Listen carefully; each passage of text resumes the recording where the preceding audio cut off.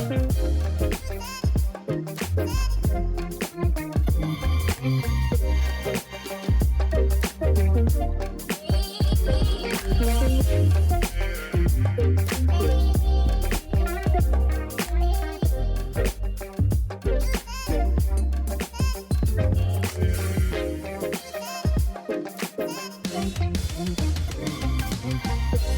everybody, and welcome back to another episode of the Speak Plainly podcast, where we speak plainly about things that matter. I'm your host, Owl Medicine, and in today's podcast, as promised, I'm going to be talking about a person or group of people that you're probably very familiar with. It's a group of people who are online, and I say group because I'm lumping them into a group. They're all individuals. But there's a certain type of person online, and just in general in life that doesn't just happen online, but it happens more online, I think, than it happens in person. And there's the reason I want to talk about it is because it's just been prevalent in my life recently. And normally I wouldn't care, but there has recently been a person who is very close to a person who's very close to me. And that person is what I call a provocative victim. And it's not just me. This is a term. It's a sociological term. Provocative victim. A provocative victim is a person who often unintentionally behaves in ways that provoke or irritate others, leading to negative interactions and potentially bullying situations, but lacks the social or physical skills to defend themselves. Or a provocative victim is a person who is easy to arouse emotionally, and specifically, what I want to talk about is these people are easily triggered, but what they do is they go around triggering other people. So this person twice now, who's very close to a very dear friend of mine, they have shown up on Facebook comments, one time on my page and another time on a friend's page, commenting about one of my comments. So this person decided they wanted to comment about my response, which they hadn't said anything about yet. And what they said about my response, which was about the left bullying the right, because I have a real issue with, it was a post from a very good friend of mine talking about the left bullying the right. And it seems like what he was talking about is what the standard person considers the left, which is Democrats, but anybody with half a brain knows that the Democrats are not left. They're not liberal. They're not progressive. They're so far from that. They're centrist, if anything. But anyway, he said in his post that for a long time, for his whole life, he's from New York, that the left has been bullying the right, and now he feels like it's finally switched.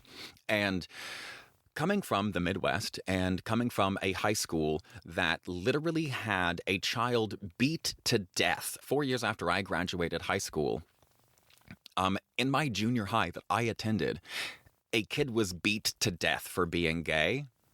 And our principal, the one I had, was still the principal there then. He said that they don't have a bullying problem. And so when I see that the left, somebody saying that the left bullies the right, I'm going to have a real fucking problem with it because I'm talking about the people. So anyway, I go off and I'm like, that's fucking horseshit. And this person decided to respond by saying, well said, even if I agree or don't. Coherent, correctly spelled sentences, unlike that lazy owl who uses vowels instead of words, only capitalizes words in the middle of sentences, swears like a fifth grader, and does absolutely no research before he spouts off on a public platform. I would be embarrassed. He's fighting without any ammunition. Then a little bit later says that, oh, here we go. I'm simply tired of people battering each other online. I don't like being sworn at and called name. And if this comes from Democrats, period. That wasn't a sentence. If anyone tries to ask a question or play devil's advocate, they yell so loud there's no point in responding. He has no idea what party I belong to. He just starts yelling. He assumes I am on the right, but doesn't know. He is just repeating the Democrat narrative, and it gets old and less and less popular. I like Owl, and I thought he liked me, but I'm done with being abused by people online. To which another person responded and said, "Did I miss something? Did Owl, quote, yell at you?" The only comment I see from him is directed at Jess. This is what I'm talking about. These are people who go online or go out in public, and it's almost exclusively white people. What's really fun about this is it's actually not like a just white person. It's a very white-looking person who has also got a lot of native, but they're a Native American, North American, and they're the part of the country their people come from didn't get a lot of light either, so they don't have the like Hollywood Native American look. They're basically white passing. But here's the thing about white privilege is white privilege is given to anyone else who other white people deem to be white. So if I look at you as another white person and I see you and I don't know what race you are, but I see you and you look like me, you have the same features, the same approximate skin color, I'm going to assume you're like me and you get white privilege. And that's one of the things that goes along with this provocative victim thing. White privilege is the backbone of being a provocative victim. Even though this person isn't fully white, she lives in white privilege, fully and completely in this, because only a white person, in the United States anyway, can walk into a room, start berating people, making fun of people, like abusing people, and then say, "Oh my God, I'm so tired of people bullying other people around." People without as much privilege as white people can't actually risk the provocative aspect of being a provocative victim. They're already victims. And this woman is too, I'm sure. And that's fine. Like, we're all victims and we're all perpetrators. There's no getting around that for anybody. My issue is when a person walks in and does the thing that they then immediately start accusing other people of. That royally pisses me off. That is what my family did. My father, especially, really good at that. It absolutely drives me insane. So I wanted to talk about this because this is a real person who's very close to someone in my life. And it's not just happening through my personal life. This is literally what's happening with Elon Musk as well. Elon was the one who said empathy is humanity's greatest weakness, right? But then when people started destroying Tesla property, then he got all butthurt about it and was like, "Oh, well, show me empathy. Have you no heart?" This is what I'm talking about. He says empathy is the problem, and then he amasses so much money through greed and his own lack of empathy that when other people stop feeling bad for him and are like, "Why? What the fuck? This is bullshit. You're literally illegally disassembling our entire fucking country. So we're going to do something about it." And now he wants the empathy that he was just belittling. He is a provocative victim. Donald Trump is another provocative victim. He will walk into a situation that he caused the problem of and then point fingers at everybody else. And this is America. America is a business. We've all, at least anybody with half a brain, knows that America is a business. It was founded as a business, and this is how business people operate. This is how America operates. You don't need to be right. You don't need to be correct. You just need to be first or loudest, and preferably both. So what they do is they walk in, cause a problem, and then start yelling and screaming about the problem and pointing fingers to go. And then people who weren't aware of the problem are now immediately aware of the problem. And when you are presented with a problem, what do you immediately want to do? You want to solve the problem. So if you're introduced to a problem and then are immediately given a person to blame or a thing to blame, you're going to just go along with that. It is a classic bait and switch.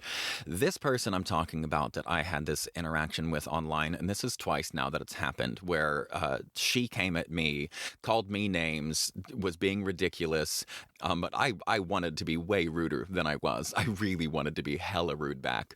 She came at me, I stood up for myself and was like, "Actually, you know what, excuse you?" And then decided to say that she was being bullied. This is horseshit, and it happens all the time. This is not unique to me. This is a thing that all of us have to deal with. So I want you to understand what a provocative victim is. It's a frustrating thing, and I'm sure you're well aware. So I'm just trying to give you a name to be able to go, you know what, that's what they're doing. Because we've all seen it. We've all seen people show up into a chat thread online and start going off about something, being super rude and super disgusting, and then talking about how rude and disgusting everybody else is, and they started it. Sorry, but who started it does matter sometimes. So I want you to have the ability to go, oh, all right.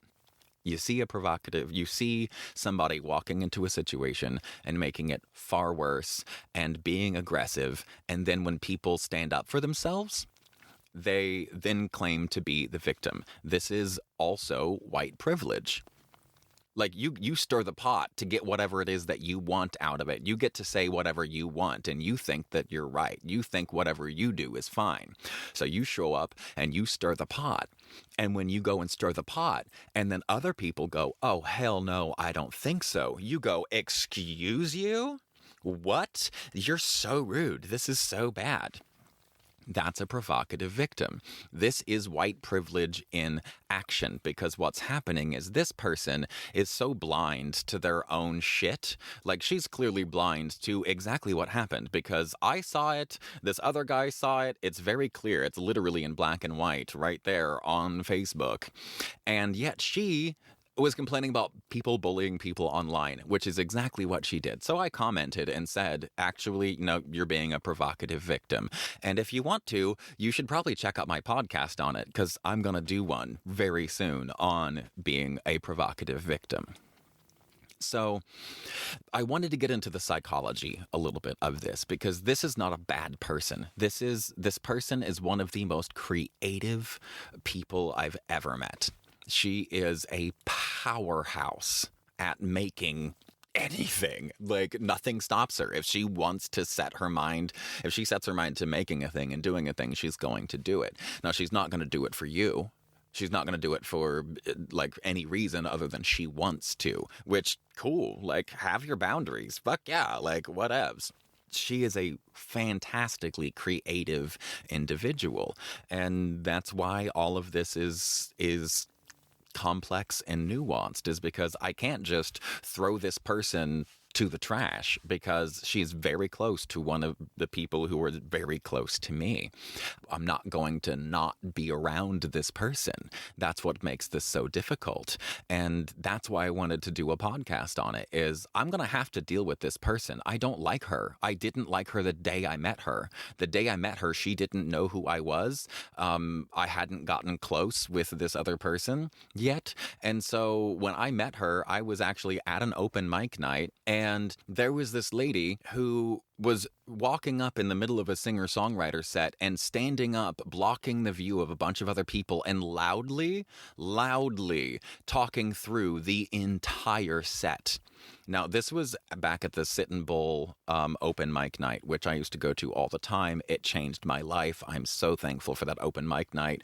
So thankful that I only one time ever left the open mic before it was over, and it was that day. I literally left the day that I met her because she had such disgusting energy, I couldn't stand to be around it. Later, I was told, oh, that's understandable, but also she's the best one in the family. And that's fine. She can be the best one in the family. That doesn't mean she's not garbage when it comes to how she handles herself in public and being respectful to other people.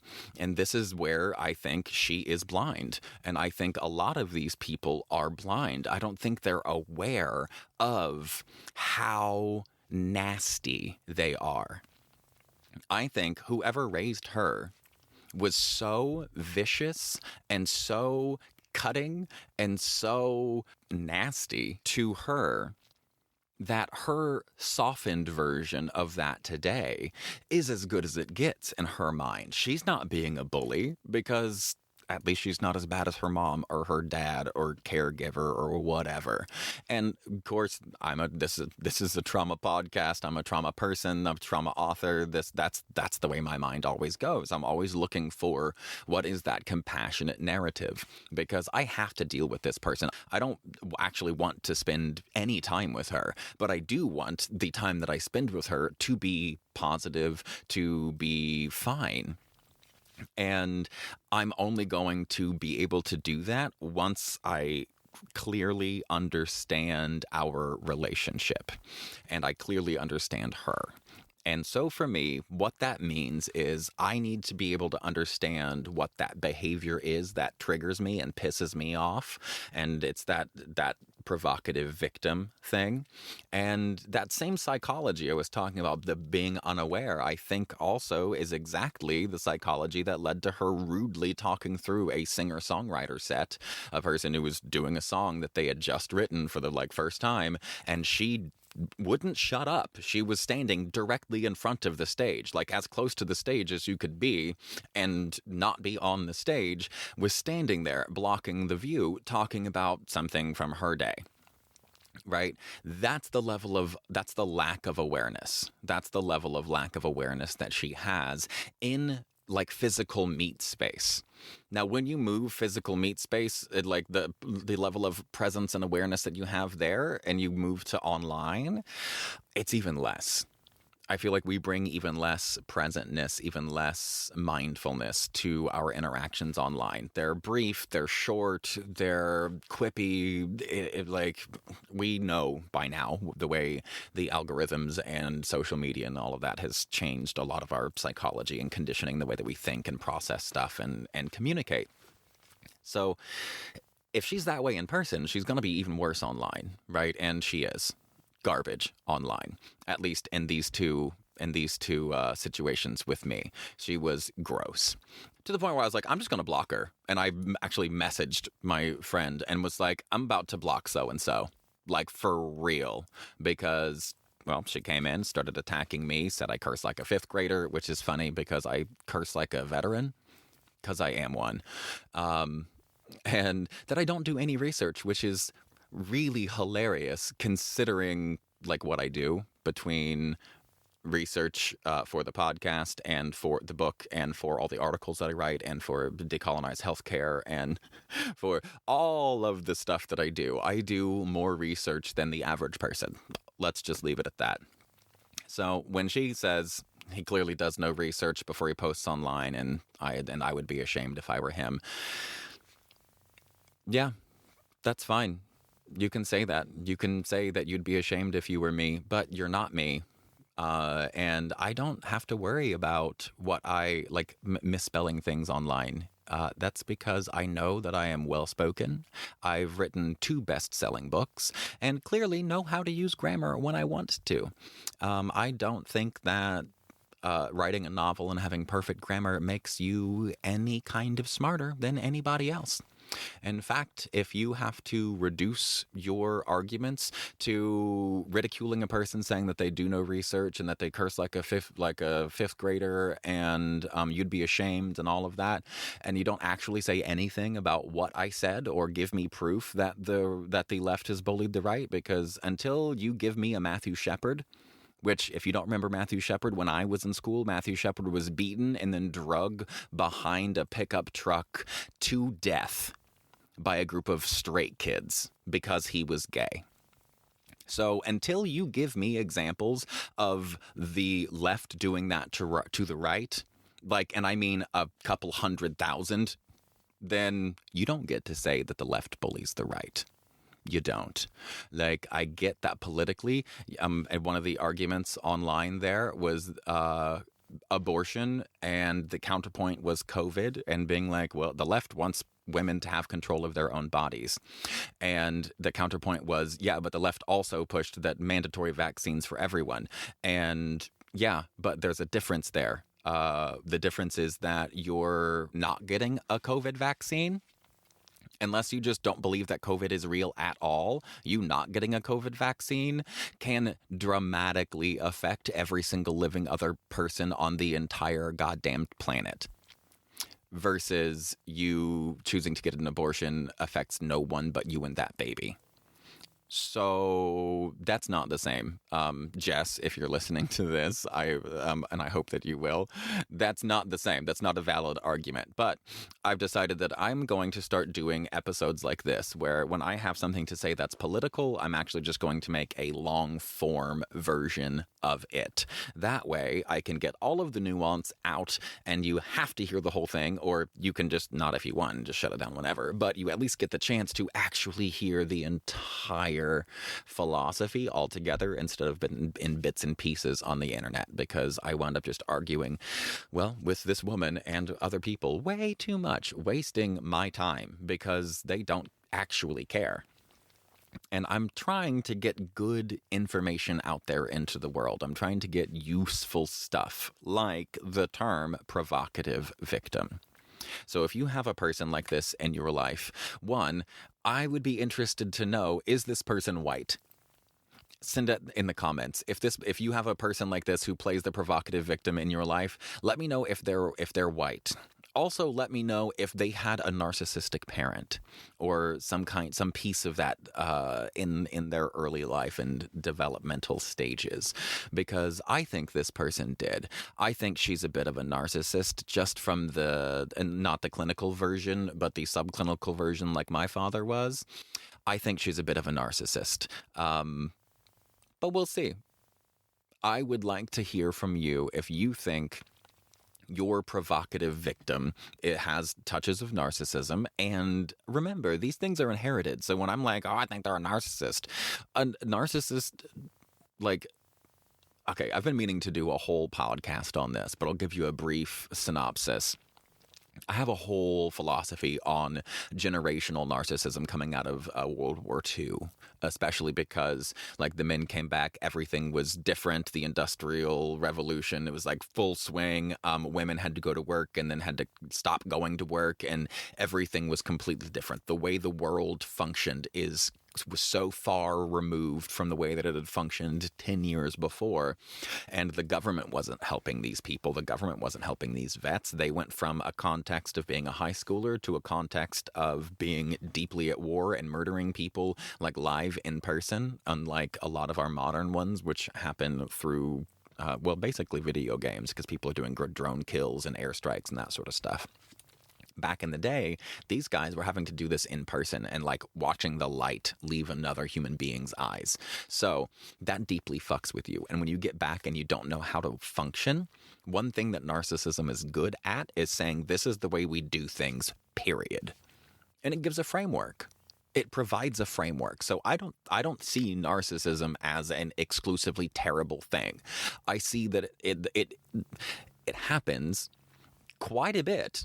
I mean, it's a very rare disorder to actually be clinically diagnosed, but these tendencies, narcissistic tendencies, occur quite a bit within the species. So clearly it does something beneficial, right?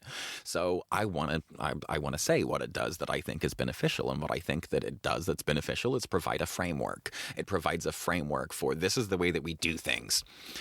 Right or wrong doesn't matter, but it says this is the way that we do things. And when you have children that are kind of made to be told this is the way that we do things, at least, and we enjoy at least telling them that, especially back in the 50s, 60s, 70s. I mean, we still do. We tell children what to do.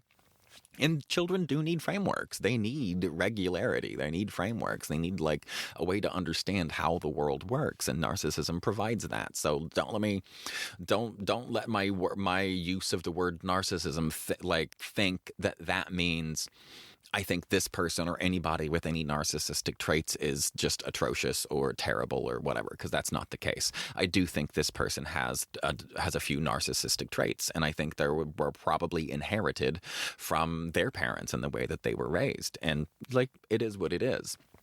But I think that combination of the ridicule that you receive from a narcissistic parent and doing better than them, as far as, like, being less condescending, I think the combination of those two things makes a person walk into a situation unaware of how selfish they are, and the impact that they have on other people, because narcissists don't care. And you're going to mirror the neurology of the people who raised you. So if you were raised by a narcissist, you're not going to care as much how other people respond to you, because you're raised by a narcissist, so you mirror their neurology. And those people have had biological decisions made, and I talk about biological versus logical decisions a lot in the book. They are having these biological decisions made, which are decisions that are essentially subconscious decisions made by previous programming of the body based on successful experiences from the past.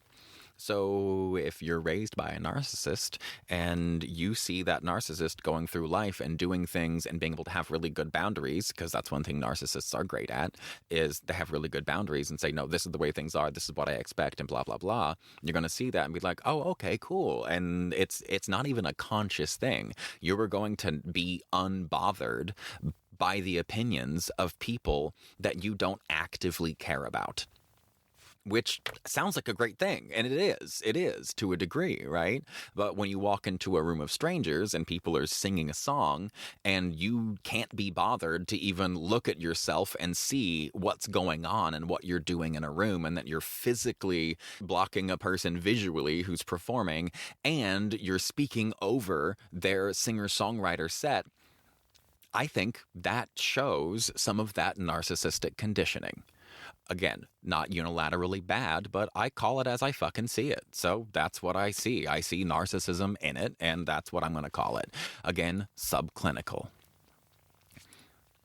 There's a lot of this that happens in many of our lives. Being able to name it, that whole name it to tame it thing, is quite useful. So I wanted to present you with the provocative victim, because we all know some. We've got two of them who are running the country right now. I'm dealing with one via Facebook, and it's not fun. It's annoying because this person is very close, like I said, to a person who's very close to me, and that's frustrating. So now you know what a provocative victim is. And you have one very flimsy hypothesis as to one of the ways that you can get a person who is being a provocative victim. That's really all I have for you today. I wanted to just drop this in. I'll be doing an interview tomorrow morning with a person that I'm hoping it will be a phenomenal interview, and we'll have wonderful things to share. And then I will share that interview with you coming next week. Thank you very much for listening. Again, my name is Owl Medicine. I am the author of Rethinking Broken and the author of Emotions Are Logical, Even the Stupid Ones. You can find me on YouTube with the podcast is posted there. I have tons of my own music, covers, and originals up on YouTube. You can go to decolonizedhealthcare.com and you can check out the 21-day meditation exploration program I built, or one of the self-care programs. We've got lots of free programs on there for you. You can learn how to read scientific articles. You can go through and get new physiology training. Like I've got stuff in there, a whole education page, so you can learn more about your health, your life, and your body. You can go through the basics of all anatomy and physiology, and there's lots of good information, so you can go there and check that out. You can also go to owlchrysalismedicine.com, where there are links to my coaching, my music, the book, obviously, and the podcast is all hosted on there. Thank you for spending your time with me today. I hope that the provocative victim is a phrase that you now can pull out of your back pocket and use when appropriate, and be like, oh, they're so frustrating, and then just be like, you know what? I know what this is. Owl talked about this in one of his podcasts. They're just being a provocative victim. And you know what? As frustrating as it is, it's probably not their fault, and getting mad at it certainly isn't going to help me. So, I love you all. Thank you for listening. And remember, stay curious and stay uncomfortable.